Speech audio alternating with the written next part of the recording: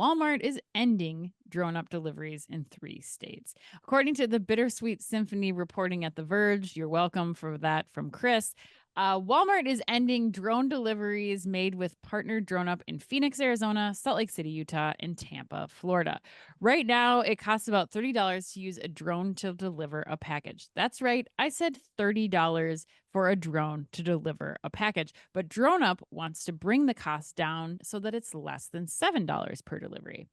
DroneUp will be closing 18 Walmart delivery hubs in the cities, and 17% of DroneUp's workforce, 70 staffers, will lose their jobs, according to Axios.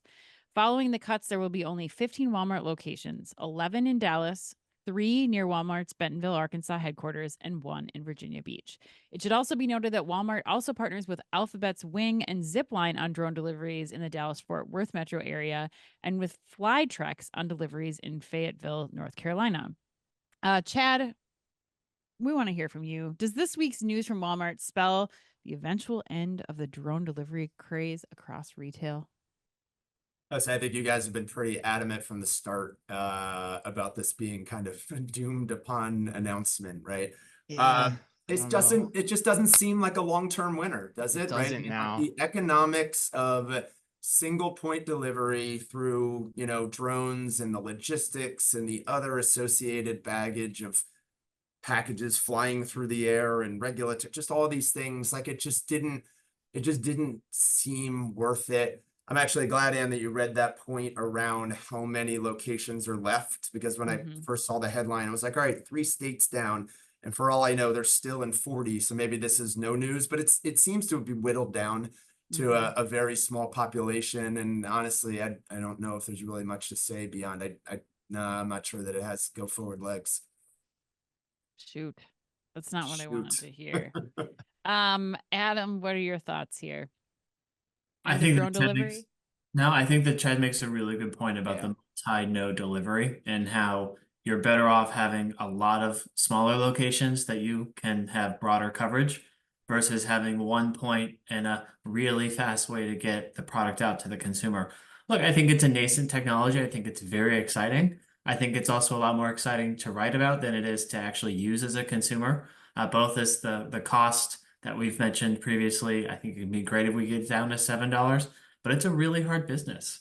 Yeah. And I think that, this is, while we might think it could be the nail on the coffin, I think it could also be what helps this technology mature. And by focusing on one market, getting the basics right in one place, we might be able to have a proof point that, hey, if you can truly focus and change the habits of a consumer in an area, that this slow, long-term approach is the right one to bring this technology out at scale.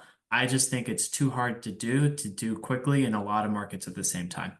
Yeah, they're really working against the clock. I think that's the hard thing. Like, do they have enough runway from Walmart, who's willing to pay $30 per delivery until they can figure it out and get it down to that $7 number is the big question here. But Chris, close us out here. What are your thoughts? So is this the end of our beloved drone delivery?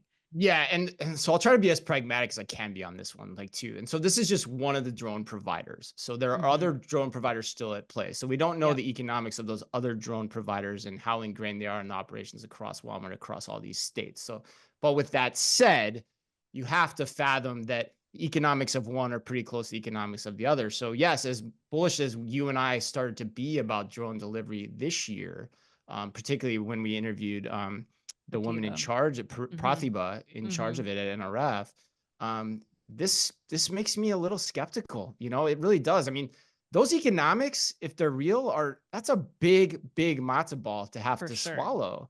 And a hamburger helper box, that's a problem. Right. But that's a key point too. And then the other thing I'd bring up too is Adam kind of mentioned this, is the consumer ready for this? The consumer isn't really the choice here, because at the end of the day, you're just getting packages a different way. You can be almost, agnostic to that to some degree. And so, for this to ever be likely cheaper or more efficient than just pulling a car up, or, some delivery truck up to your house, at a given time, you're going to hit those costs, and you're going to get more packages in that delivery provider's vehicle too, which goes back to what I learned from you a while ago too, which I think you said probably a year and a half ago, was like, one-to-one delivery just doesn't make sense. The world doesn't work that way. It's always one-to-many: buses, planes, ride shares, carpools. You can go on and on. And so as long as you're limited in package size here too, it just seems like there's some big uphill battles here for this ever to work. But I don't know. We'll see. We can make some bets after the show today and see. We'll do like a year checkup with Adam. We can do everything that we talked about today. We'll all place our bets and then we'll let the listeners know. We'll do a 1 year. Right. Adam wants us to start scorecarding the A&M Yes. participation. We should start doing that. Like, who got things right and who got things wrong.